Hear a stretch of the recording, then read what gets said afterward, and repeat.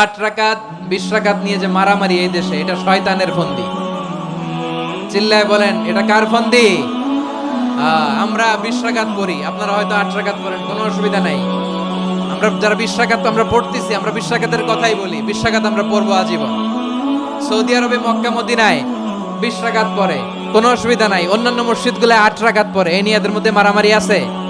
হ্যাঁ, এই জন্য রাকাত বিতর্ক এড়িয়ে চলবেন। প্রিয় ভাইয়েরা, আপনার আমল আল্লাহর কাছে কবুল হবে সংখ্যার বিচারে না উত্তমতার বিচারে? বলেন তো, সংখ্যার বিচারে না উত্তমতার বিচারে?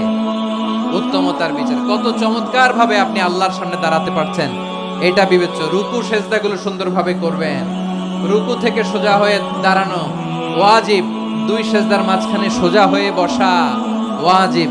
এই তা'দিলুল আরকান বাদ দিলে হানাফি মাযহাব মতে সওর সেজদা দিতে হবে, অন্য মাযহাব মতে নামাজই হবে না, আপনার নামাজই হবে না। এই জন্য ধীর স্থির ভাবে তারাবির সালাত যেন আমরা আদায় করি। পারা যাবে তো ইনশাআল্লাহ?